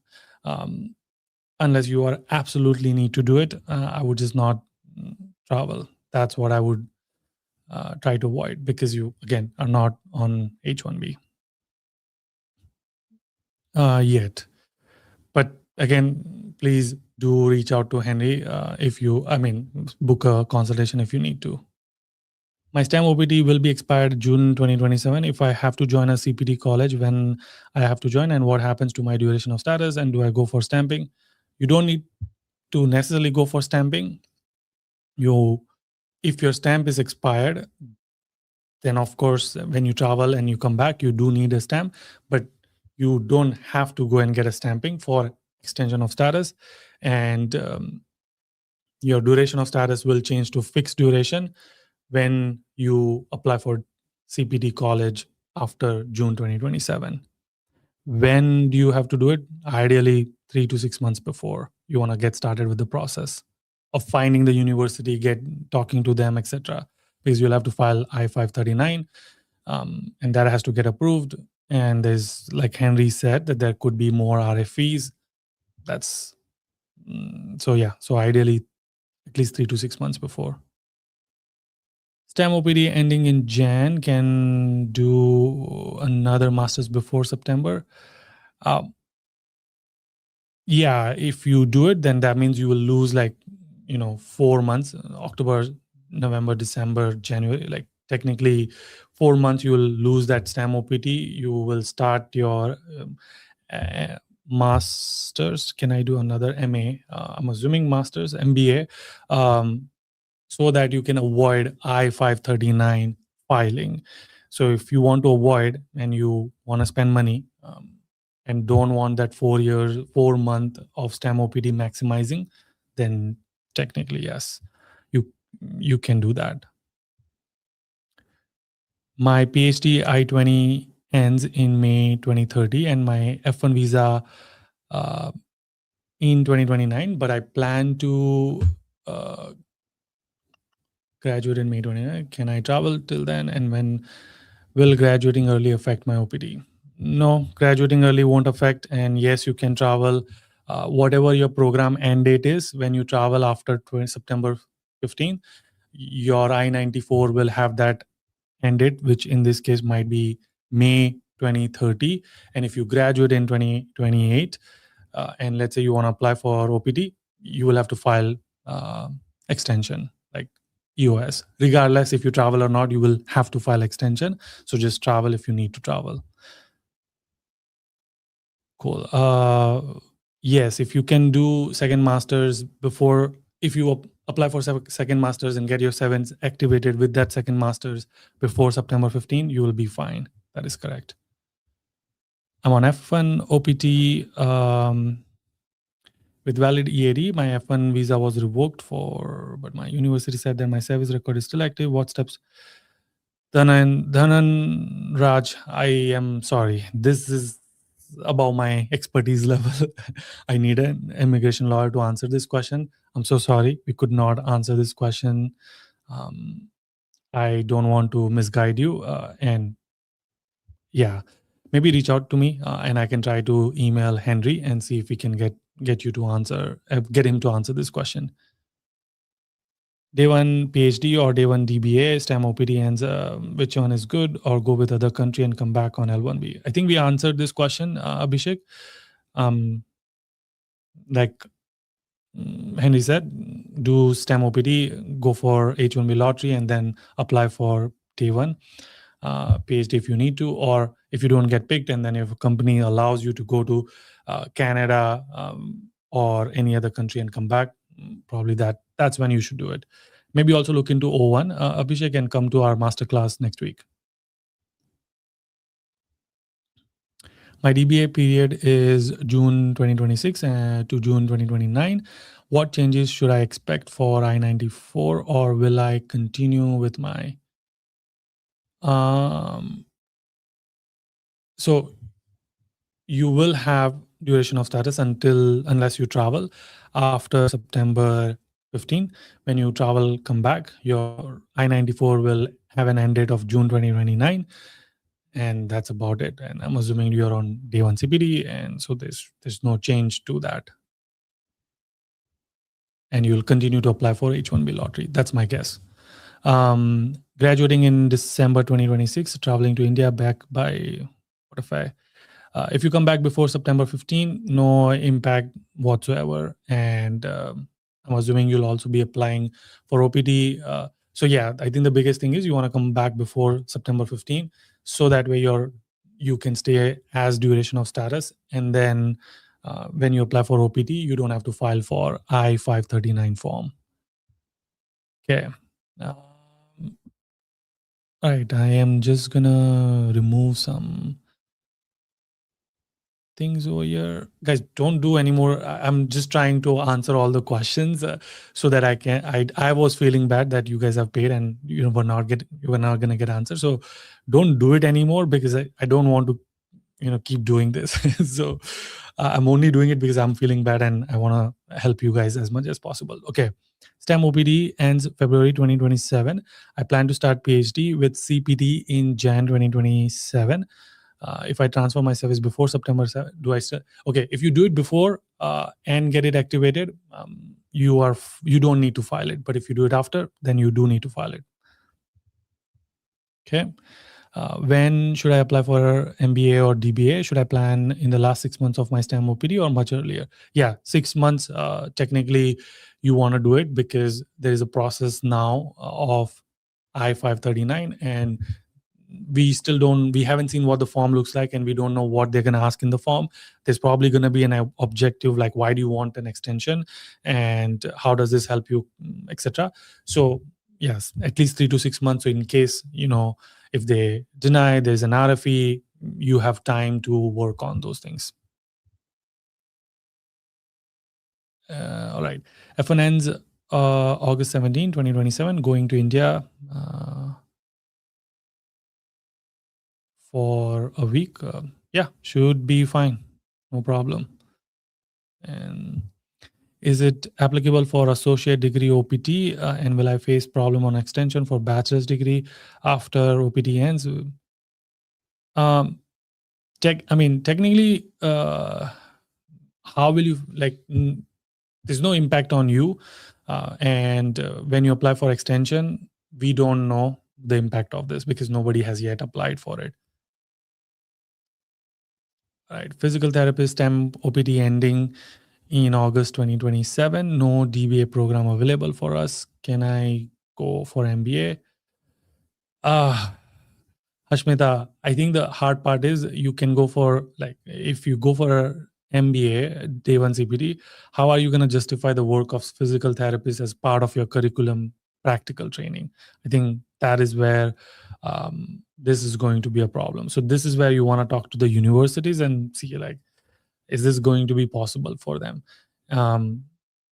You could get an RFE and you can. So this is where Hashmita, I think you want to talk to lawyer and the university that you're planning who's offering MBA to a physical therapist, and you're going to plan to do day one CPD.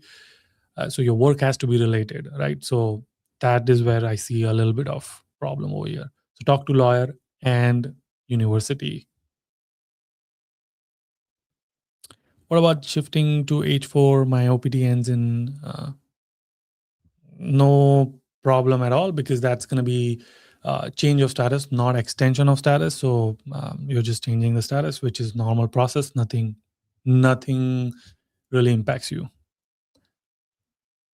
or this rule doesn't impact you. If I have to apply for STEM OPT in February, do we need to file no, I have a visitor and a student visa, and if I go back, will my visa? Okay, so Kushbu, there's too many things.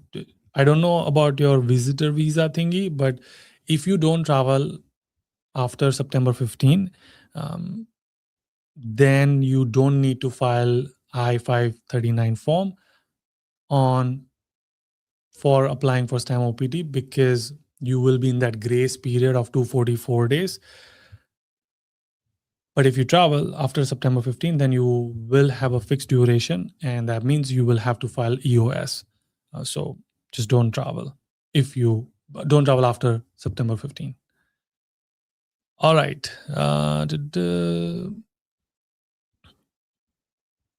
Last three question. Okay, great. F1 OPD STEM, F1 OPD ends December 2026, traveling to Nepal.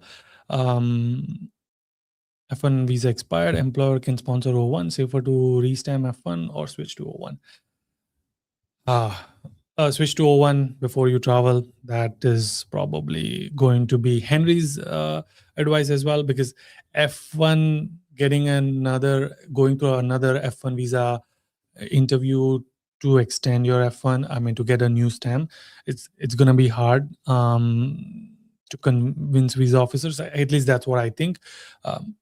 If I am imagining what Henry or lawyer would say, probably O1, and then go for O1 stamping.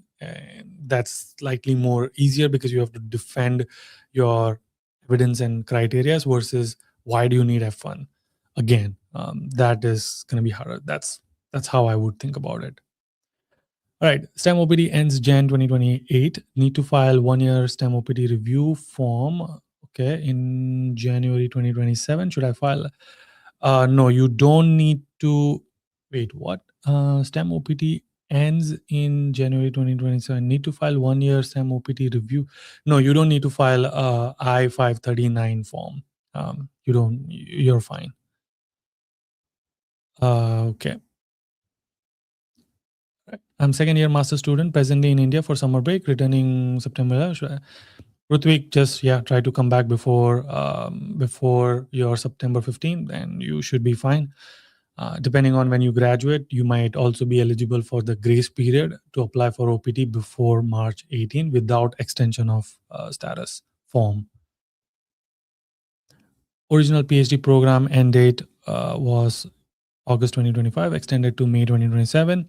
If I need beyond that to graduate, better to request new I-20. Okay, so this is an interesting question. You don't need to request before September 15 because again there's a transition period, and after September 15 they're giving 4 years to finish your existing program.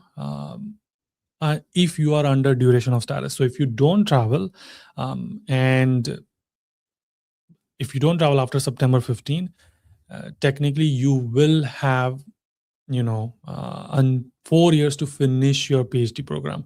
So that's kind of how it is. Talk to your DSO, but I don't think you need to request it. Okay, guys, don't do super chat because I'm only doing this so that I can answer all the questions and you don't have to pay because you have paid it. I'm trying to answer all the questions.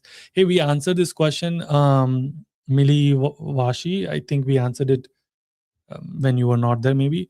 MSIT from India, MSIT in United States, H4 to F1, change of status.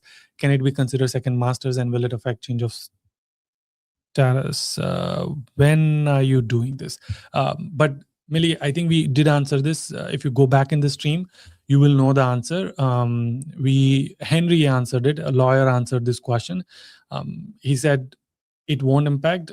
I believe you are the one who's planning for August, right? So it's July. The only thing he recommended that do it like right away. Like now, he said, stop the stream, go and apply for change of status right away because you will be ending up being late if your change of status don't get approved, even if you do premium processing, because what if you get an RFE and all of those things? So should be fine. Abhiram, thank you, but I don't see your question. All right, guys. I tried to answer as much as I could. Hopefully, sorry, Henry could not answer those questions, but hopefully that still gave you clarity. And one last time, okay. MS is ending December 11th and OPT starts which is before, so you don't need to file, that is correct. But then for STEM OPT, you will need to file, even if you leave or you don't leave, you got it. So for your first year OPD, you don't need to file I-539 because you're under that grace period. But after grace period, regardless if you travel or you don't travel, you will have to apply with an extension. Cool. STEM OPD EAD until 23rd July 2026. F1 visa stamp. Until in executive master, same level, any implication, grace period after STEM OPD reduced to. I'm not sure I understand the question. So you are on STEM OPD EAD until 2026. You have the visa stamp until that. You are enrolled in that executive master. So I'm assuming your service will be activated before September 15. So you should be fine. Grace period after STEM OPT reduced to 30 days. Because you are on duration of status, you still have 60 days grace period. Unless you travel and come back, then your grace period will be reduced to 30 days. So that if you don't travel after September 15, you still have 60 days. But the minute you travel and come back, it will be reduced. I hope that answers your question. Okay. Do you have a visa stamp valid? Then it's okay. I guess you were answering somebody else's question. Thank you. um, all right. I think we got it. Guys, I highly recommend that you come to our EB1A masterclass. If you want to understand what are the criteria that you should be working on, um, even if you're not planning for EB1A, these the same criteria will apply for O1. So just come to that question, that session. And just one last thing, I will send an email, etc. Assuming you have registered for this, I have bunch of day one CPT university admission coordinator reached out to me asking if they want to do session. I don't know if we will do a session with them or not, but if we do, I'll let you guys know in the email as well. Because they all have app fee waivers, so I don't want you to spend money on applications because it's the same, admission process. What was the question, Aditya? But yes, please, please last question. कौन सा question है भाई? Where is which question are you talking about? Currently on cap gap, if going for CPT PhD for January 2027, I need it. Should I get admit before? Yes, you will. You will need it. Yes, even if you're on cap gap. I'm not sure what you mean by cap gap. भाई question post कर दो आप. Sorry, I'm speaking Hindi. My question too, like, just post your question. I'm on initial F1 OPD till June 2027. When I apply for F1 STEM extension, should I file with change of status? You mean extension of status, Vishnu? June, so May, April, March. Okay, I need an exact date. If 90 days before your first year of OPT is before March 18, then you're technically eligible for grace period and you don't have to file with the extension of status. June 15. So technically you will be eligible to file for March 15th. That is when your window opens up to file for an STEM extension. So you need to be ready to file for an extension on March 15th. That is when you will not have to do extension of status. What happens to a person who applied for EAD biometrician? Nothing happens. Pranjali, wow, nice name. You will be fine. Nothing happens to you. How does the 4-year limit get decided? I came in September. Okay, if you came already, this 4-year limit does not really apply to you necessarily. Only for incoming student. You have graduated, right? It came in September 20, which means you will be applied for. Yeah, so don't worry about it. Second master's ending in August 2020. What options for me? DBA is I mean, H1b cap exempt, O1, L1, and DBA PhD. But PhD is going to be hard. I think there's going to be RFEs, etc. My OPD card expires on Jan 15, 2027. Do I need to file for an extension? What are the implications if I want to travel to India in February? Okay, so Gujarati, I'm assuming. You don't have to. So you don't have to. You can apply for extension without filing I-539 if you don't travel if you don't travel after September 15th and before you get your STEM OPT approval. Once you get it and once you have it in your card and when you travel, nothing really changes for you. You can travel after that. All right, guys, I am good to go. We've been live since last 2 hours. So I want to go have some food. It's 7 o'clock here. We'll keep doing this. Reach out to me on Instagram. If I can't answer, I'll try to answer on Instagram. Kahan hai bhai aapka question? I have STEM OPT EAD with an expiry of 2028. I have to travel to India, return back. It's okay. You don't have to file anything. You can travel. What will happen is when you come back, your I-94 will have expiry date of June 2028 plus 30 days or 60 days, whatever that date is. So that becomes your thing. So whatever you had to do after June 2028 to extend your F1 status, so you will have to do it. So don't worry, you can travel. You should just travel. Garson, kidhar hai aap? What is your question? Where is your question? Okay.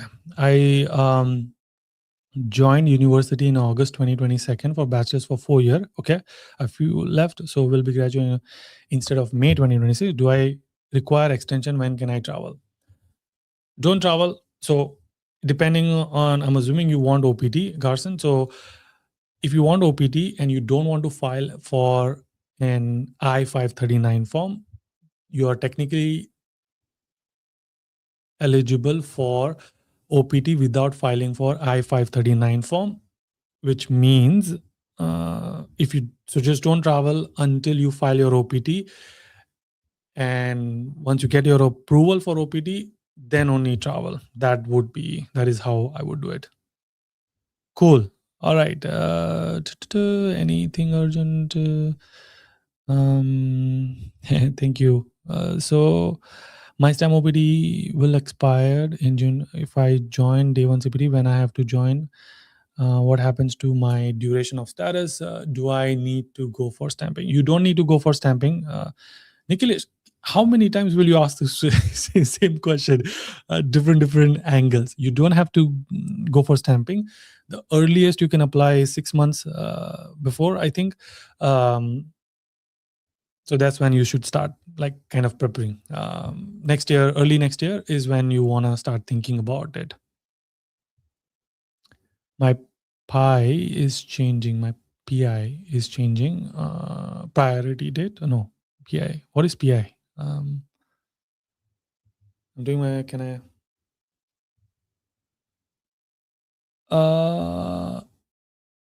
I'm doing my, oh, gotcha. Okay.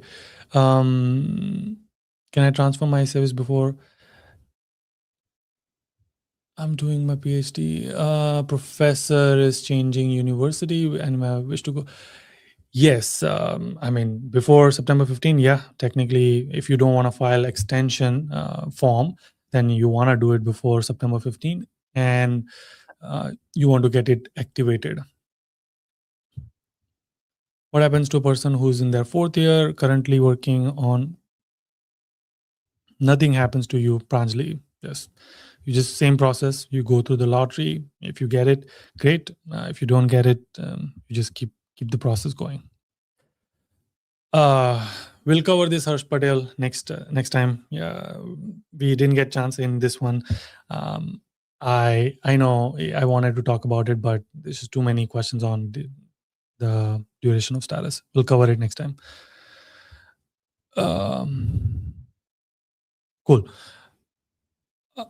Prithvi, where is your question?